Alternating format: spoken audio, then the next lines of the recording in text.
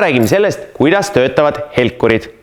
Pealtnäha on helkur lihtsalt miski, mis peegeldab valgust. Ehk siis just nagu peegel.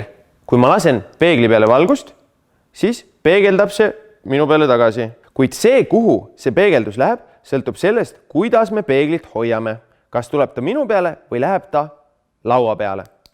Helkur peegeldab aga alati valguse täpselt sinna, kust sina valgust näitad.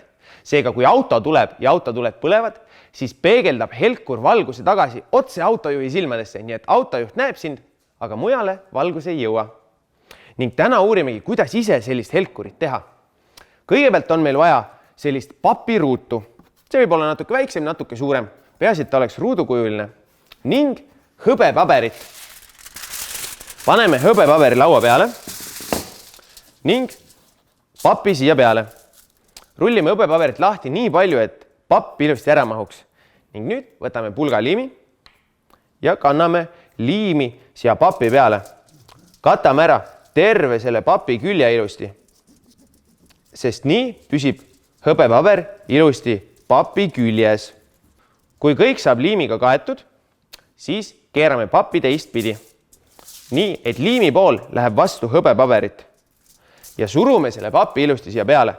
Proovi teha niimoodi, et hõbepaber jääks võimalikult sirgu. Ning nüüd võta käärid ja lõika hõbepaber ära väikese varuga ümber papi.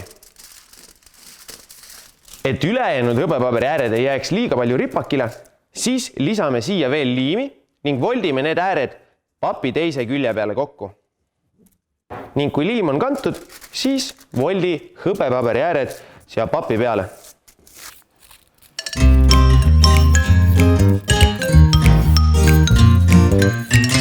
Ning kui nüüd selle teistpidi keerad, siis oled saanud omale peegli. Vaata, kui hästi sellest peeglist ennast näed. Kõige parem peegel just ei ole, aga kui nüüd näitame siia peale lambiga valgust, siis peegeldab ta ikka valgust meie peale tagasi, kuid endiselt läheb valgus, kuhu iganes me peegliga ta suuname. Selle jaoks, et saaksime teha helkuri peegli, otsi endale veel 2 sõpra, kes tegid samasuguse ruudu ning võta ka nende ruudud kampa. 2 ja 3. Nüüd on sul 3 ruutu ja need ruudud tuleb panna omavahel täisnurga alla. Täisnurk on selline nurk, mis on täpselt 90 kraadi ja kui sa veel ei tea, mis see tähendab, siis ei ole üldse hullu, sest et me saame selle täisnurga lihtsalt tavalisest paberist tekitada. Paber tuleb murda 2 korda kokku.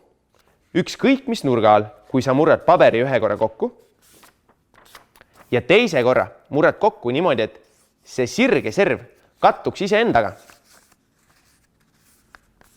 Siis saamegi siia täisnurkse nurga. Ja kui me nüüd võtame 2 meie tehtud peeglit ja paneme nad ümber selle nurga, siis ongi nad täpselt täisnurga all. Selleks, et nad püsiksid, teibime nad kõigepealt tagantpoolt omavahel kokku. Selleks võta kleeplinti ja pane siia 1 riba ning teine riba.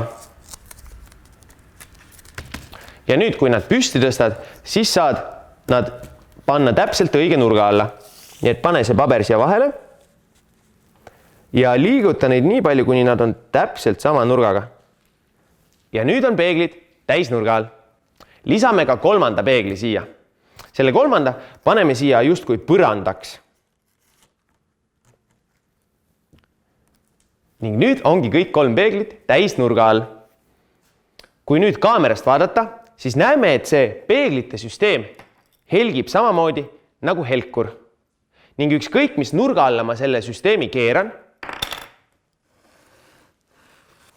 siis peegeldab ta alati valguse tagasi kaamerasse. Täpselt nii nagu helkur. Seesuguseid peeglisüsteeme on selle helkuri sees väga-väga palju. Nad on lihtsalt hästi pisikesed. Et proovida järgi, kui hästi sinu tehtud helkur töötab, siis pane toast tuled kustu ning anna oma sõbrale kätte taskulamp. Minge eri toa otstesse ning näidake valgust helkuri peale ja kontrollige, kui hästi see töötab.